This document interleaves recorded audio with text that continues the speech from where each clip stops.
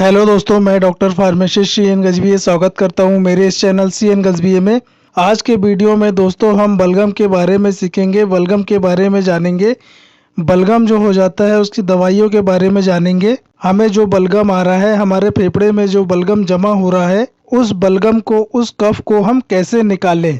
इसकी कौन कौन सी दवाइयाँ हैं जो हमारे लंग्स है, जो हमारे फेफड़े हैं, उसमें से ये बलगम बाहर निकल कर आए, कौन सी दवाइयाँ हैं, बात करेंगे। दोस्तों सबसे पहले हम जानेंगे बलगम क्या होता है। बलगम को हम वेट कफ भी कहते हैं, यानी कि दोस्तों हम इसे गीली खांसी कहते हैं। के sign and symptoms and causes के बारे में सीखेंगे। फिर इसका डायग्नोसिस देखेंगे दोस्तों, इसका निदान क्या है। उसके बाद दोस्तों इसका ट्रीटमेंट देखेंगे। ठीक है दोस्तों। बलगम यानी कि दोस्तों खांसी, खांसी वो भी कौन सी दोस्तों, गीली वाली खांसी। खांसी एक सामान्य प्रतिवर्त क्रिया है दोस्तों, जो हमारे गले से बलगम या फिर बाहरी जलन को साफ करती है। यानी कि दोस्तों आपके जो लंग्स होते हैं, जो फेफड़े होते हैं, वहाँ पर क्या होता है, बलगम जमा हो जाता है, वहाँ पर कफ जमा हो गया है। जो बलगम दोस्तों आपके लंग्स में, फेफड़े में जमा हुआ है, वह खांसी के थ्रू बाहर आता है। जबकि हर कोई व्यक्ति जो है दोस्तों समय समय पर अपना गला साफ करने के लिए खांसता रहता है। क्या है दोस्तों, बलगम क्या होता है, बलगम जो जमा हो जाता है वो खांसी के थ्रू बाहर आता है। जैसे कि आसपास कोई डस्ट वाला काम चल रहा हो या फिर कुछ ऐसा एलर्जी आपको हो गया हो, तो उससे क्या है, बलगम जमा हो जाता है जो खांसी के थ्रू बाहर आता है, जिसे हम बलगम कहते हैं, जिसे हम वेट कफ कहते हैं। ठीक है दोस्तों। यह जो वेट कफ, यह जो खांसी है दोस्तों, बलगम वाली जो खांसी है, यह 3 सप्ताह से कम समय तक रहती है ये खांसी। ठीक है दोस्तों। गीली वाली खांसी होती है, ये छाती वाली खांसी होती है। ये कब होती है दोस्तों, जब बलगम या कफ थूक से पैदा होती है, वो ये बलगम वाली खांसी होती है। ठीक है दोस्तों। ये गीली कफ वाली खांसी होती है। इसके कॉजेस के बारे में जानेंगे दोस्तों कि क्या होता है बलगम खांसी में, इसके कॉजेस क्या होते हैं, इसके कारण क्या होते हैं गीली खांसी के, तो जानेंगे दोस्तों। इसमें क्या है, सबसे पहले वायरल या फिर बैक्टीरियल इन्फेक्शन इसका कारण है। सामान्य सर्दी जुकाम हो गई है, उसमें ये खांसी हो सकती है। आपको गैस्ट्रो इसोफेजियल रिफ्लक्स डिजीज है दोस्तों। गीली खांसी के लिए GERD भी एक कारण हो सकता है। या फिर दोस्तों खांसी का कारण अस्थमा हो सकता है, या फिर आपको निमोनिया की कंडीशन है और ये इसका सिम्टम्स उसका कारण हो सकता है गीली खांसी का। ठीक है दोस्तों। या फिर दोस्तों आपको क्रोनिक ऑब्स्ट्रक्टिव पल्मोनरी डिजीज़ है, जिसे COPD कहा जाता है, यह भी गीली खांसी का कारण हो सकता है। या फिर दोस्तों आपको ब्रोंकाइटिस है, या फिर फेफड़ों में घाव है, सिगरेट पीना, एलर्जी होना, या फिर दोस्तों वातावरण के कारण भी आपको खांसी हो सकती है, ये गीली खांसी, बलगम वाली खांसी। ठीक है दोस्तों। तो ये थे दोस्तों इसके कारण कि किन किन कारणों से ये बलगम वाली वेट कफ खांसी होती है। अब दोस्तों इसके सिम्टम्स के बारे में जानेंगे कि क्या क्या इसके सिम्टम्स होते हैं। कि दोस्तों हमें यदि बलगम हो रहा है, हमें गीली खांसी हो रही है, तो उसके क्या क्या सिम्टम्स होते हैं। दोस्तों हमें कैसे पता चलेगा कि हमें सूखी वाली खांसी है या फिर गीली वाली खांसी है, हमें कैसे पता चलेगा। यदि दोस्तों हमें गीली वाली खांसी होती है, हमारी नाक से क्या है, पानी निकलता है। ठीक है दोस्तों, बलगम निकलता है। यदि हमें गीली वाली खांसी होती है तो हमारे गले के पीछे हिस्से में तरल पदार्थ के बहने का हमें एहसास होता है। ठीक है दोस्तों, नाक के बाहर टपकना स्टार्ट हो जाता है, हमें एहसास होता है तरल पदार्थ का। यानी कि दोस्तों हमारी नाक बहती है, और नाक बहने से हमें पता चलता है कि हमारे अंदर जो है, गले के अंदर कुछ तरल पदार्थ जमा हुआ है, हमें महसूस होता है। इसका सिम्टम्स अगला है दोस्तों, बार बार हमें क्या है, गला साफ करना पड़ता है। खांसी में दोस्तों खून आ सकता है, या फिर दोस्तों हो सकता है कि आपको गले में खराश रहती हो। स्वर बैठ जाना, जिसे कहा जाता है गला रुंध गया है, गले से प्रॉपर तरीके से आवाज़ नहीं आती है, जिसे कहा जाता है कि गला बैठ गया है। मतलब कि दोस्तों आपकी जो स्वर की पेटी है, मतलब आपकी जो बोलने की क्षमता है, वो कम हो जाती है।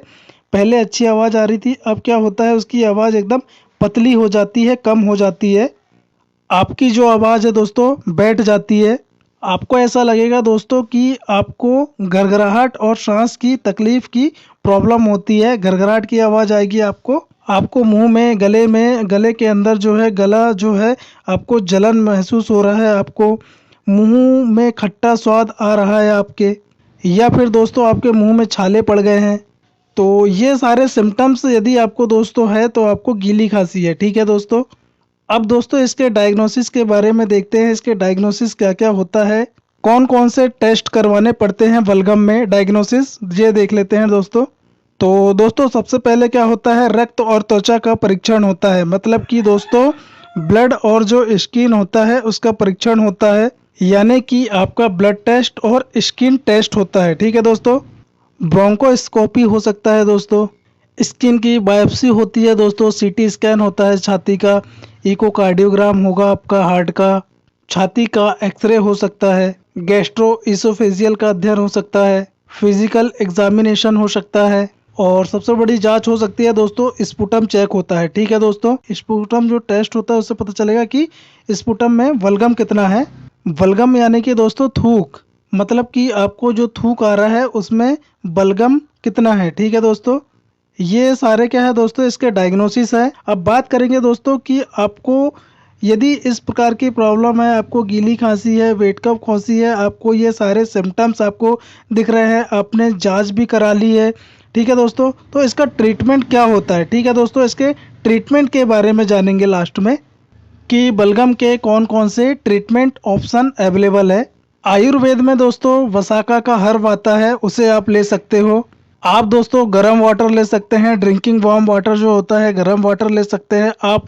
गर्म वाटर से, गर्म पानी से आप गरारे कर सकते हैं। ठीक है दोस्तों। गरारे किस प्रकार से कर सकते हैं, गर्म पानी लेना है या फिर आपको जितना पानी सहन हो सके उतना पानी गर्म वाला लेना है। उसमें क्या है, नमक और हल्दी का मिश्रण मिलाना है। ठीक है दोस्तों। और आपको गरारे करना है, और गरारे करने के बाद आपको जो गरारे हैं उसको बाहर कर देना है। ठीक है दोस्तों।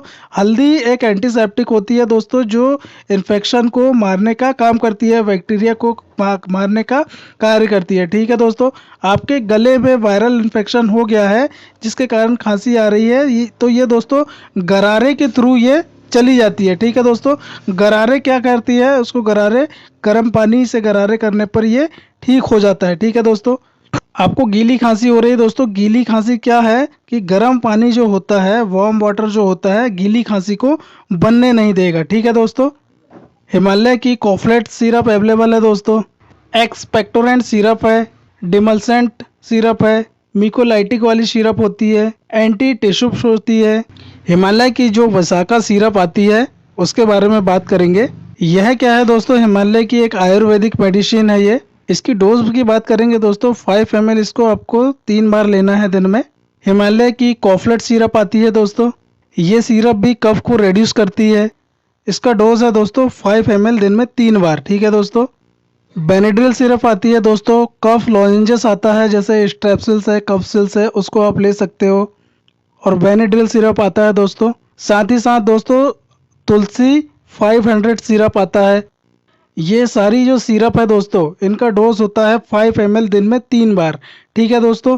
खाना खाने के बाद आपको ये दिन में 3 बार लेना है, सुबह दोपहर रात खाना खाने के बाद 5 ml। ठीक है दोस्तों।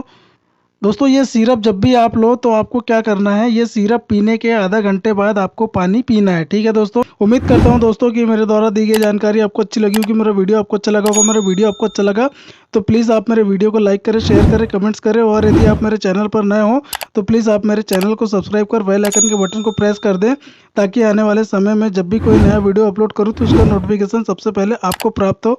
थैंक यू दोस्तों।